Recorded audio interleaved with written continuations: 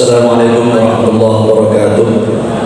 Alhamdulillah, wassalatu wassalamu ala rasulillah wa ala alihi wa sahbihi wa la hawla wa la quwwata illa billah. Tema kita pada pagi ini adalah semua orang sesat kecuali yang mendapatkan petunjuk dari Allah. Rasulullah SAW bersabda, "Ya ibadi kullukum dhalun illa man hadaituhu." Wahai hambaku, kamu semua sesat kecuali orang-orang yang aku beri petunjuk. Anak sekalian, hidup ini dari alam roh ke alam dunia akan masuk ke makbaroh alam kubur. Alam kubur itu gelap. Di yaumil kiamah gelap. Di yaumil ba'as gelap. Tetapi ada lampu penerang yang bisa memberikan petunjuk kepada kita semua. Allah Subhanahu wa taala di dalam Al-Qur'an. Jadi kalau kita membaca Al-Quran di dalam kubur menjadi terang. Kalau kita diberi hidayah oleh Allah Subhanahu wa taala, kita akan dapat petunjuk. Hidayah Allah Subhanahu wa taala satu melalui Al-Quran.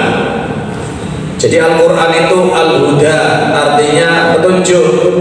Kalau kita membaca Al-Quran, memahami Al-Quran, mengamalkan Al-Quran, maka kita termasuk orang yang mendapatkan petunjuk dari Allah Subhanahu wa taala. Hadis Rasulullah SAW juga merupakan petunjuk.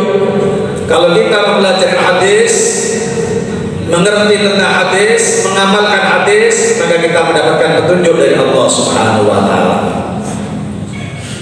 Sehingga setelah Allah Subhanahu wa taala menurunkan kita ke dunia supaya kita tidak tersesat besok di makbaroh, di alam barzakh, di kubur, di yaumil qiyamah, di yaumil ba'as, maka salah satu jalan adalah membaca, memahami, mengamalkan Al-Quran, membaca, memahami, mengamalkan hadis, ya sesuai dengan yang disebutkan oleh para alim ulama, para yai, para ustadz, para guru, termasuk ketika sedang mendengarkan sholat Jumat atau mendengarkan khutbah Jumat bagi anak laki-laki.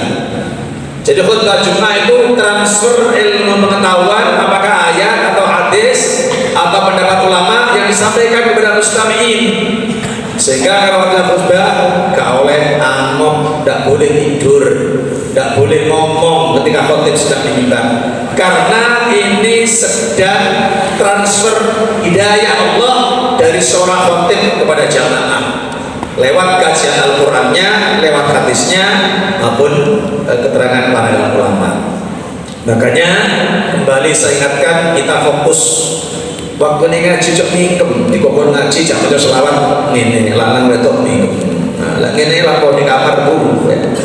Jangan ketika waktunya ngaji sholat dikunci atau ngomong dengan temannya. Jadi fokus tujuannya kesini tadi untuk apa, nanti di kelas untuk apa. Wayang itu istirahat jajan itu kan gopo, fokus pada tujuan. Wayang jajan sinau di kelas, wayang pelajaran malah izin tentu jajan, gak pas.